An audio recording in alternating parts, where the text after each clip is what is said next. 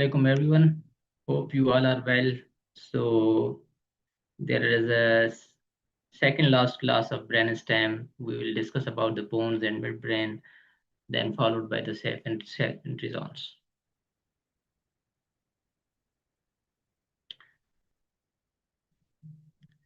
We have discussed the medulla oblongata in detail and all structures of this one. If anyone he or she knows very well about the anatomy of medulla oblongata, then Pons is very easy. So let's start. So this is the overview of brain, and then is the mid brainstem.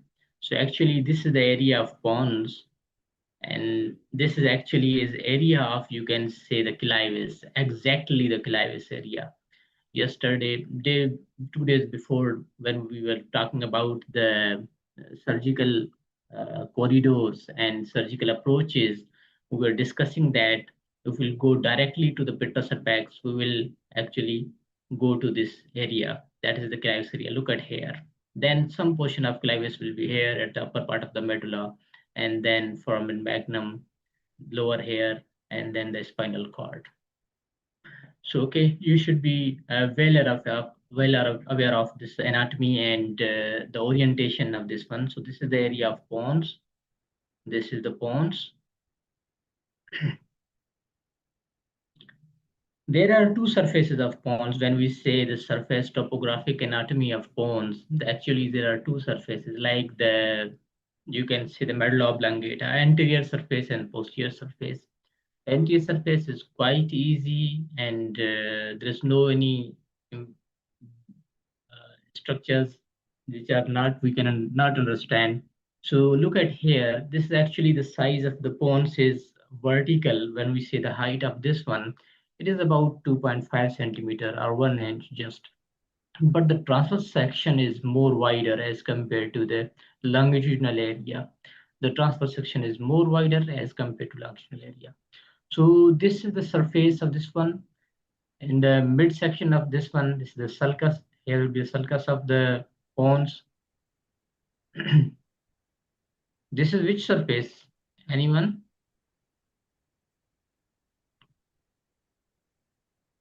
Ventral surface. This is anterior surface or posterior surface? Anterior surface. Anterior surface. Okay. So this here will be the sulcus. This sulcus will be for? Yes, please. This sulcus will be for? Basilar artery, sir. Excellent. Basilar artery. This sulcus is for basilar artery, and then basilar artery at the upper side of Pons will give two branches. That is here. So what are these branches? Posterior cerebellar arteries. Yes, yeah. No. This is one sulcus. Can you identify this one? Let me demarcate this area. This is the sulcus and junctional area that we call it the pontomedullary sulcus. Medullary fissure. Yes, pontomedullary fissure or pontomedullary sulcus. Okay, this is also a junction or sulcus or fissure, you can say, that we call it pontomesencephalic cistern or pontomesencephalic fissure here will be. So these all fissures has some important structure, that is the vascular structures. The pontomedullary fissure, that is the lower one, it has also a vascular structure. Which one? Yes, please. Here there will be also the vessel will be here. Which one? I can. The ICA, okay. And there is a lateral sulcus is also there that we call the CP angle sulcus is there. So at the lower border, though there's also a vessel is there. Which vessel is there? At the posterior side and at the level of the CP angle. Yes, please. Yes. ICA. So there are two sulcus. This is demarcation lower. It is connected with the medulla oblongata with the help of pontomedullary fissure. Above it is connected with the midbrain with the help of, there is a mesencephalic sulcus or fissure. Okay, so this is the superior cerebellar artery. At the above level of the pons, it gives the branches the superior cerebellar artery. Okay, so this is the midline sulcus anterior surface, basilar artery bifurcate, give the branches that the superior cerebellar artery at the anterior surface. Okay, another structure that is important, that from here one structure arises, this is, and then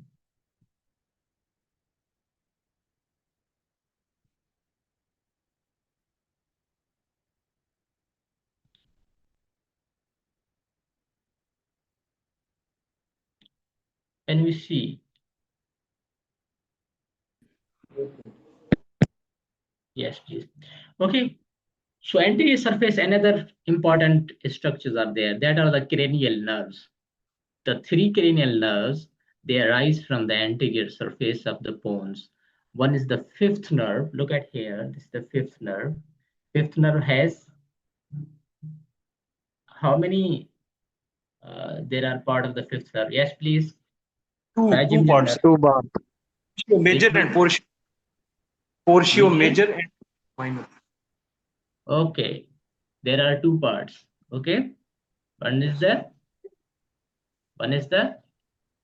Portio major for the sensory portion, and excellent, portio minor. and one is for the sensory and one is for the motor. So this is the exact origin of the trigeminal nerve, that at the level of the middle cerebral peduncle. And when we say anterior surface, there are junctional area, the fissure area, pontomedullary fissure, there are three nerves arise. On the medial side, this one, it will be the abducens nerve, that is the sixth nerve, and just lateral to this fissure, lateral part of this fissure, the seventh and eighth nerve, that is called the facial nerve and vestibulocochlear nerve. Okay, got it?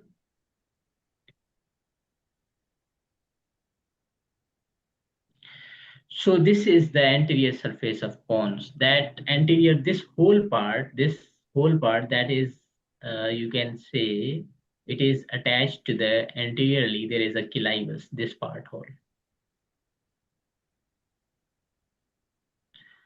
So when we talk about the posterior surface, previously when we were discussing the medulla oblongata, there is a brief review has been done about the pons. This posterior surface of the pons, actually it forms the major part of, you can say, the floor of the fourth ventricle. This is, the whole is the fourth ventricle floor, this one. When we draw here, this whole is the, from here, this is the fourth ventricle area. Cerebellum has been dissected and retracted laterally. So this whole portion is the fourth ventricle. Some portion of this one is found by the medulla oblongata, upper portion of the medulla oblongata from here. This is the upper portion from here to here. This is the upper portion of the medulla oblongata.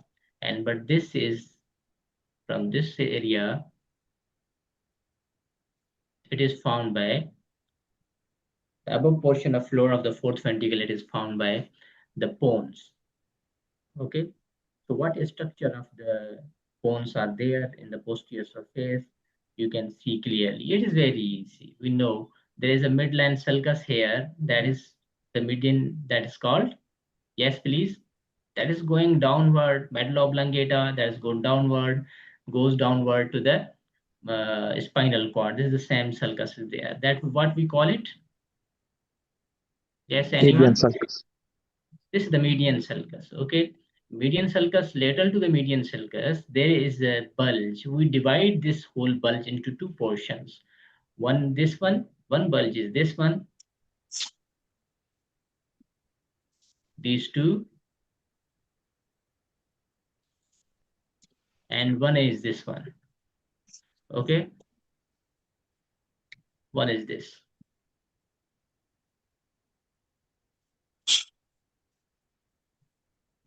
So what is superior one? What is inferior one? Yes, please. What we call is the superior one? Superior fovea. No, this is fovea will be laterally here. This is the superior fovea. Facial Medial colliculus. eminence. Facial colliculus. Sorry? Facial colliculi. Facial collicula, the superior one or lower inferior one? I think the lower one. So, yes, the lower one is the facial colliculus. Excellent. This facial nerve that surrounds around the 6 nerve nuclei adjacent, and they will form the facial colliculus. The above part that is here, it is called the median eminence. Okay, this is the median sulcus, median eminence, facial colliculus. When we say laterally, go laterally, there is again a sulcus is there. This one, this sulcus is there. Can you see? Bilaterally. Okay, it is clear? No? Can you see this sulcus? Yes, sir. There is a sulcus also. One this sulcus, median eminence, median sulcus, median eminence, lateral to the median eminence. There is also a sulcus here. Look at here. Okay, this sulcus is there. That is called, that we call Sulcus limitans. sulcus limitans. Excellent. Bilaterally there is sulcus limitans. Now sulcus limitans, lateral to sulcus limitans, there are two areas. One is the above portion, the bluish area. Look at this area is here. This one bilaterally, and one is the bulging area, lower side. Yes, can you appreciate this one? This is the bulged area. This is flat area, that is the bluish color bilaterally. There will be the both areas are here. That is the bluish area that we call. Yes, Dr. Mustafa, you want to say something? Dr. Mustafa? No, sir. No, sir. Okay. So this bluish area, what we call is this bluish area? Yes. This bluish area is called? This bluish area is called as the substantia nigra. And this bluish area, substantia nigra, it contains a nucleus that we call it nucleus ceruleus. What is the function of nucleus ceruleus? Yes. Pontine micturition center. Excellent. One function is the pontine micturition center. Another, it is inhibitory or excitatory? It inhibits. Inhibitory. Okay. Oh, good. Excellent. So another function of nucleus is, one is the pontine micturition center, one is then the pons, and second center in the higher cortex or the medial inferior frontal gyrus, medial portion of the inferior frontal gyrus. So this is nucleus ceruleus. It has two functions. One, it has the center of pontine micturition area, and second function, it controls the stress functions. Okay, stress area is also there, so it releases some factor neurotransmitters there. The lower portion, I think that Dr. Ayman or Dr. Sana was saying that fovea, this is a superior fovea. Okay, previously you were talking about this one. So this is actually the posterior surface of this one. When we go a little bit lateral to this one, we can see we have dissected this most lateral part of the brainstem, and we can appreciate these some structures. Look at here. What this structure is? Superior cerebellar peduncle. Yes. And what about this one? And what about this one? Medial. So this is superior cerebellar peduncle. With the help of midbrain, it will connect to the cerebellum. This is middle cerebellar peduncle, and this is inferior cerebellar peduncle. What this structure is, this one, these thread-like structures. Look at here. Anyone? Stria medullaris. Very good. It means you will help me a lot, you people, in the class of anatomy. Thank you so much. So this is the posterior surface. So when we see the transverse section of Pons, this is the topographic anatomy. When we see this transverse section of Pons, is actually same like of the medulla oblongata. It has two parts. One is the gray matter, and that contains the cell bodies and the nuclei, and the white matter that contains actually the tracts. So this is the transverse section of Pons. So look at here, this is the posterior part, and this is the anterior part. This is middle cerebellar peduncle. This is rhomboid fossa that contains the nuclei of, you can say, the cranial nerves that arises from here. Okay, we'll divide it. What happens? This transverse section is being divided by some fibers are there. It divided from here. Okay. It is divided from here. When we divide it in two parts, transverse section, anterior part, this one, and this is the posterior part or basal part. Okay. This is the anterior portion. This is the portion, posterior part. Okay. The what we call in the posterior part? An anterior part. Yes, please. And how it is divided? Anyone who has the idea?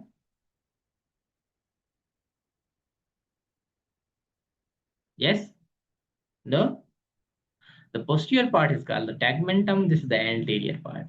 These fibers are called the trapezoid body. What? Trapezoid body. How these fibers are being formed? Let's see. These fibers are formed with the help of cochlear nerve. Okay, so look at here. This is cochlear nerve. This cochlear nerve will go, the sensory information will go to the pons at the level of, yes, this is the trapezoid body. Okay, that divide the transverse section of the pons into anterior part, the posterior part.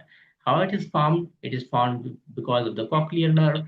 This cochlear will go take the sensory information from the pons. At the level of pons, it will go to the, through the help of the midbrain, it will go upward to the level of, where it will go ultimately. Yes. Yes, Dr. Mustafa. Yes, sir. Superior colliculus. It has crossed. It has crossed all these midbrain. But now it is going to the cortex. In cortex, where it will go? Auditory cortex, sir. Excellent. Auditory cortex. Where actually? Exact area of the auditory cortex.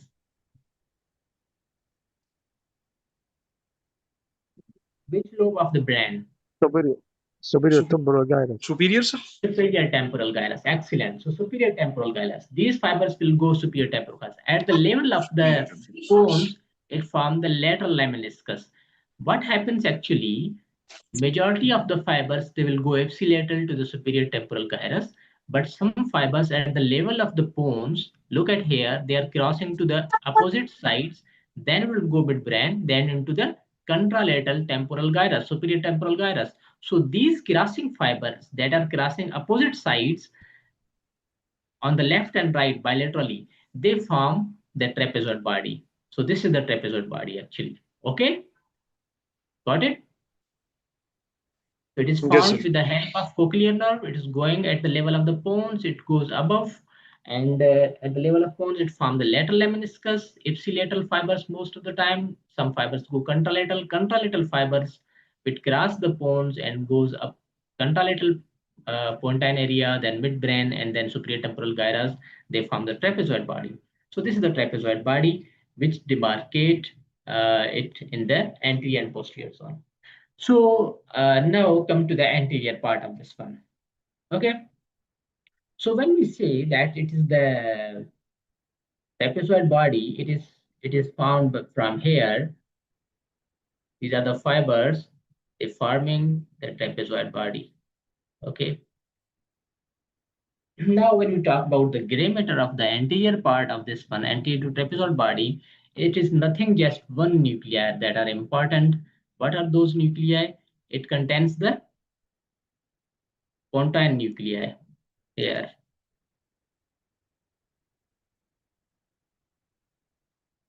Bilaterally. Here will be the pontine nuclei.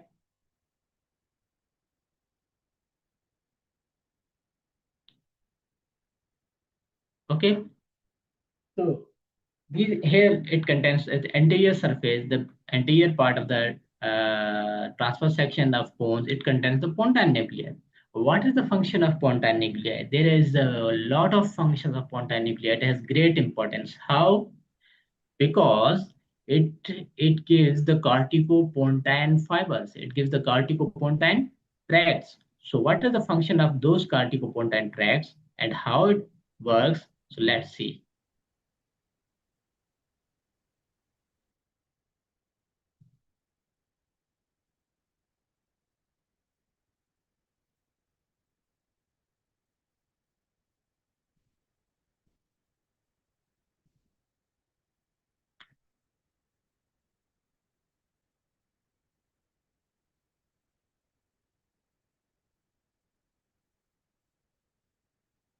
Okay, so what happens actually, these corticopontine tracts, these are the corticopontine, and these are the pontine nuclei, and these are the corticopontine tracts with the help of Pons, then with the help of middle cerebral peduncle, this will go to the higher contacts and then go downward. It gives the ascending and descending tracts.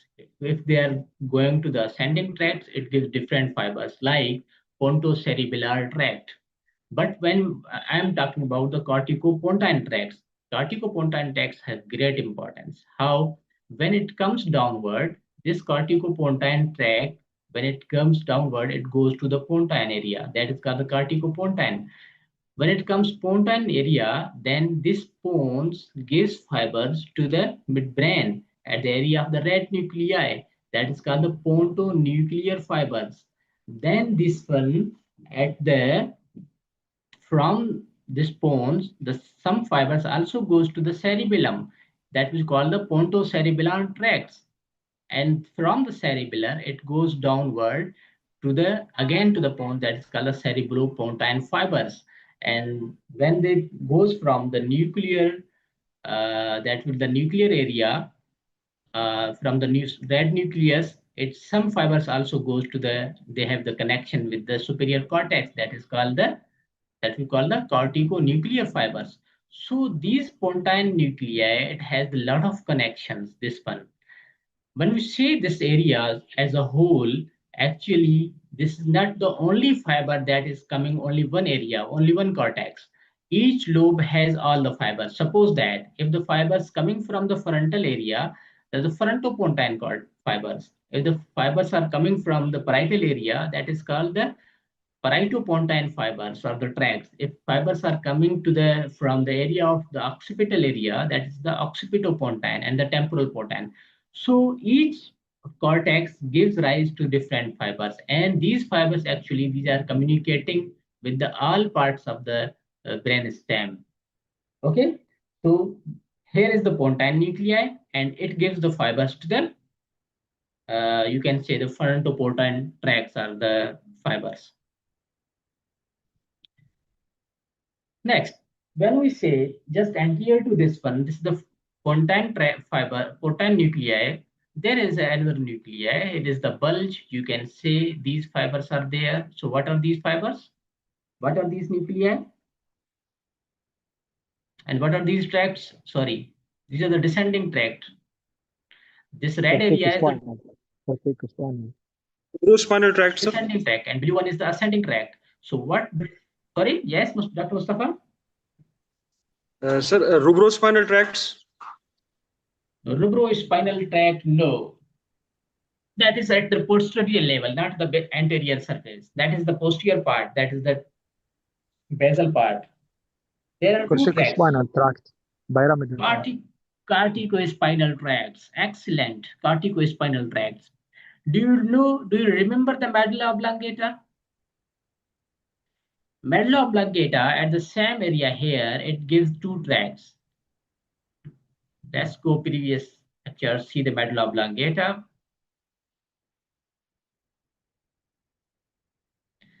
Look at here. Medulla oblongata, this is the transverse section of the medulla oblongata. At the here, it gives two tracts, the descending tract. This is the area of, this is the area of, this is the area of pyramid. This is the olive. This is inferior cerebral peduncle. This is cuneatus. This is gracilis. Do you remember this one? So this area is the area of the corticospinal tracts. So same like this one, same tracts will descend downward from the midbrain bones at the same level. They come and they have the corticospinal tracts. Okay, this was the corticospinal tract. Okay, at the same level of this one corticospinal tract, there's another tract is there. Which one? That is also anterior, that they're also descending. That is the corticonuclear tract. Okay, corticospinal tract and the corticonuclear tracts that actually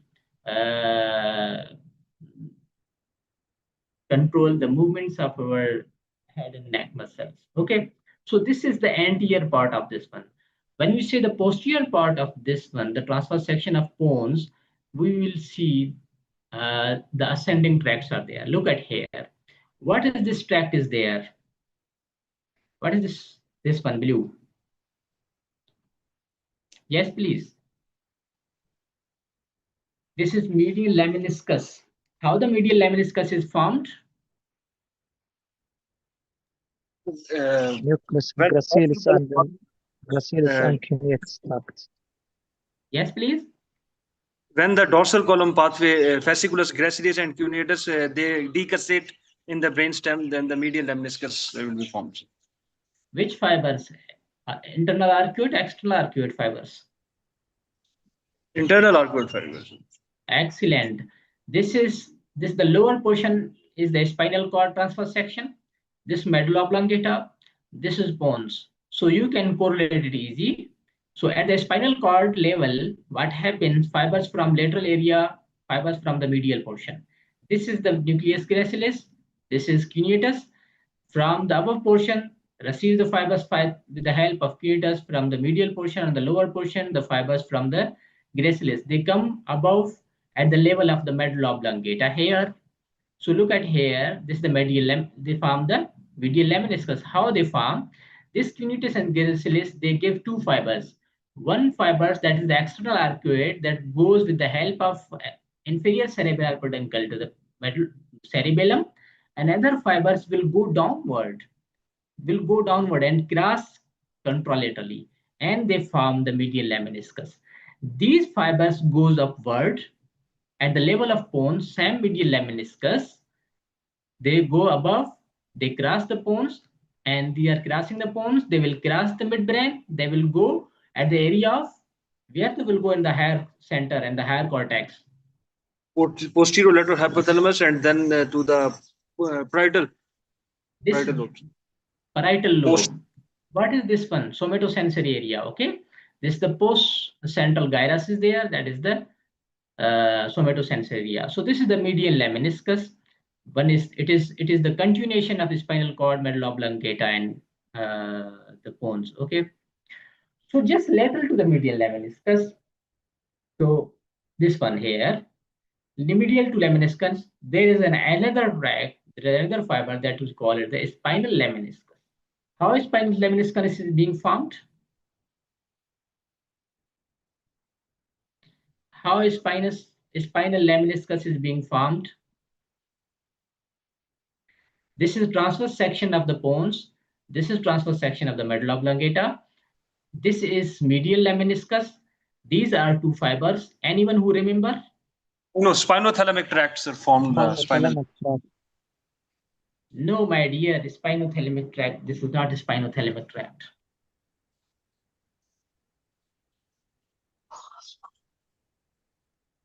It is a spinothalamic tract.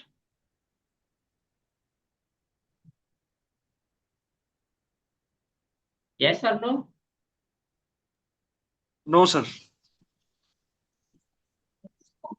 Why no, Dr. Mustafa? Because Sir, I say no. I think yes, sir. it's lateral spinothalamic tract.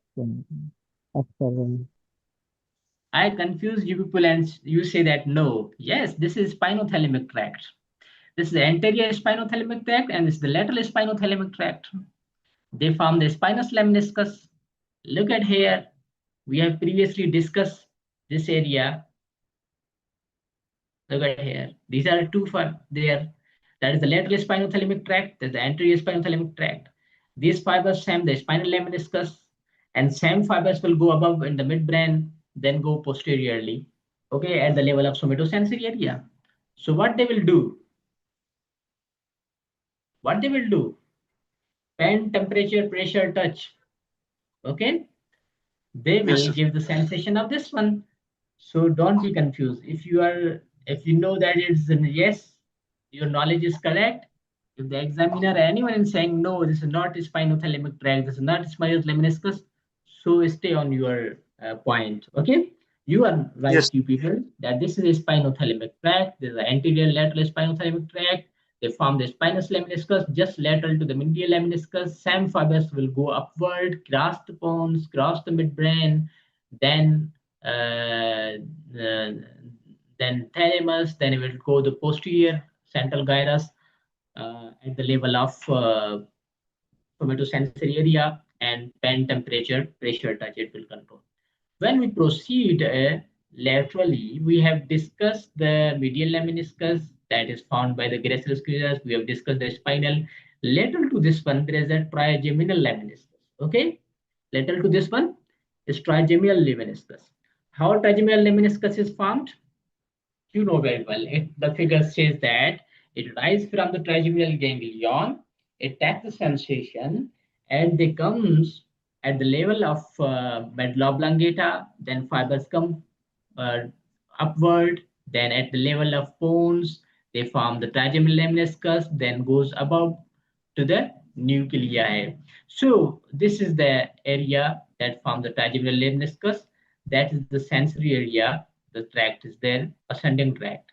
So it takes the sensation, somatosensation of the trigeminal nerve.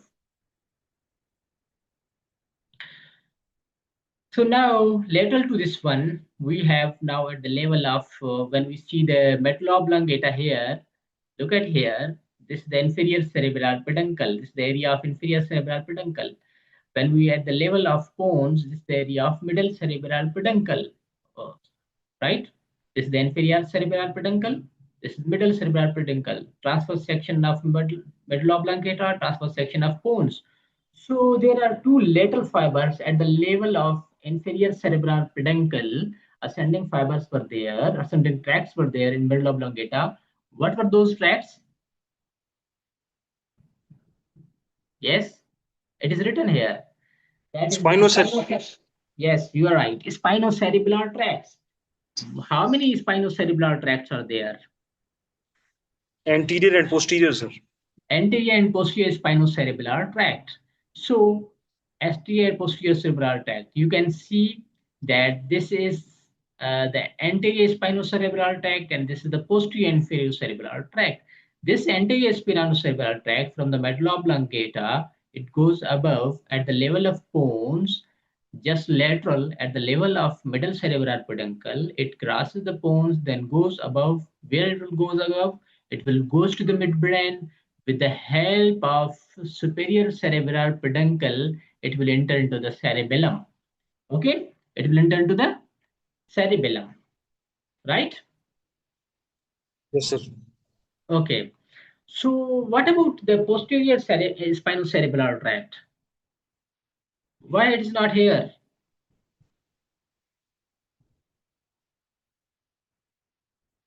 Why?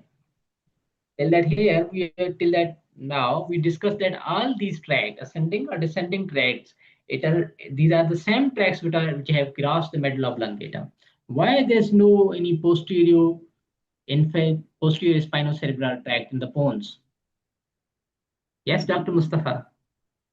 Yes, sir. I think through the inferior cerebellar peduncle. Excellent, because it will not go, it will not follow the same path of the anterior spinocerebellar tract. It will cross, it will go with the help of inferior cerebral peduncle to the cerebellum. That's why in the Pons you cannot find the posterior inferior cerebral. Okay, So lateral, most lateral, it is the anterior and spinocerebellar tract. Okay. So till that now we have discussed the. Yes, Dr. Kamal, do you want to say something? Yes, we are running out of time. Just we are completing the transfer section, then we Okay. tomorrow. Okay. Okay. Okay. So we have discussed till now here. We have completed these all tracts. This is the medial lemniscus. Okay. This is spinal lemniscus. This is trigeminal lemniscus. This is the anterior spinocerebellar tract. Okay. So now these are ascending tracts has been done. Now come to the descending tracts. Look at here. That's the most medial to here. Two dots are there. That are red descending tracts. That is called the tactospinal tract.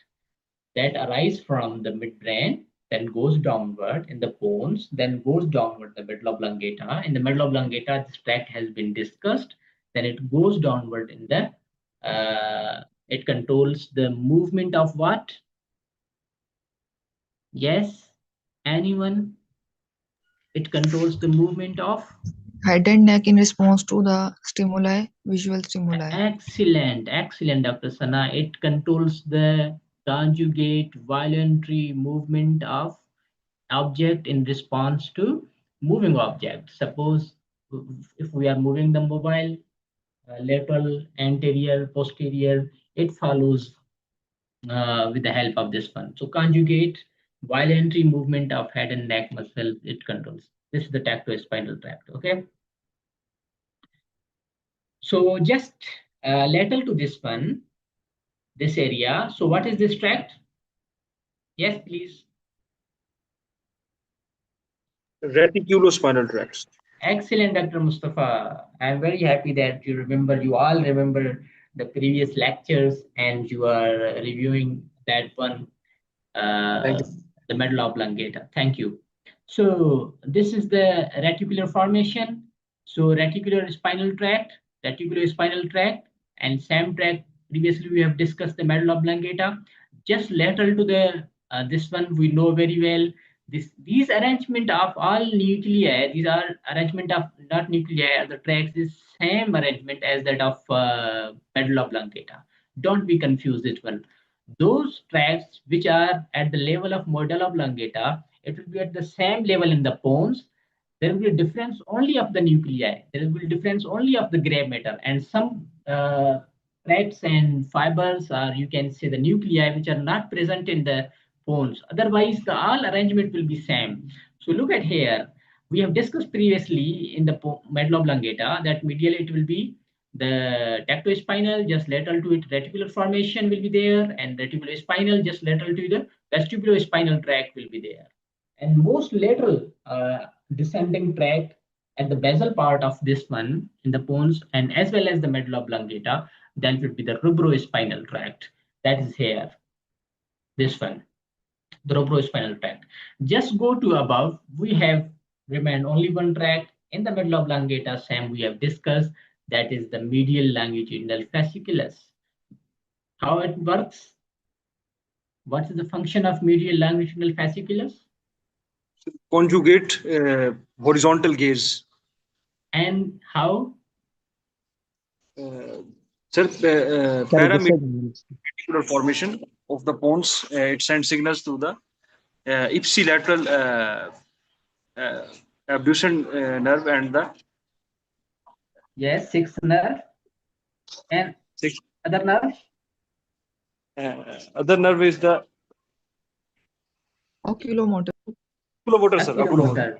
Third nerve, sixth nerve, another nerve? Carry the signals from abducent to the ipsilateral oculomotor nerve. Excellent. So third, fourth, sixth, these are the nerves that with the help of this one, this medial longitudinal fasciculus works. Okay. So this is the transfer section of this one. Pons, till that now, any question in the topographic anatomy and the transfer section? Yes, please. No? No. No? Dr. Sana, you are saying no in a so slow manner that I think that you have a lot of questions. That's her safe surgical zone. Okay, thank you. So this is quite easy. You all people know very well that what could be the safe surgical entry zones inside the bones. Very no need to explain this one. Just see here. This the dorsal surface of the bones. One safe entry zone will be the median sulcus, just medial portion, that is the midline portion area. When we laterally, there is a tumor that is go little bit laterally. Our target area will be the colliculus, facial colliculus area. If it is the lesion is just above to this one, above at the upper portion and lateral portion, we can enter at the zone of superior collicular zone, SZS. It is written here. Just written below to this one, the lower area, just above area of the bones, we can see at the level of inferior collicular zone here. Okay. So when we say the lateral surface area, the anterior surface, we have anterior, this one, that is the sulcus, and this the lateral surface area, the lateral portion of bones. We have two surgical safe zones, most likely. So, but some divide the three, the lower, superior, and the pre, you can say the pre-trigeminal zones. So this is the trigeminal nerve, okay? With the help of trigeminal nerve, we divide the zones. Just below to this one, this is the lower trigeminal zone area, okay? Just above to this one, the superior trigeminal zone area. Just anterior to this one, that is called the peritrigeminal zone. Okay, the peritrigeminal zone, lower area, the pontine zone, it is also called the royal trigeminal zone, and the superior trigeminal zone are the peritrigeminal zone.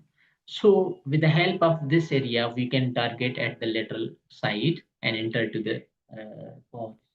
This is also shown here. This is the fifth nerve.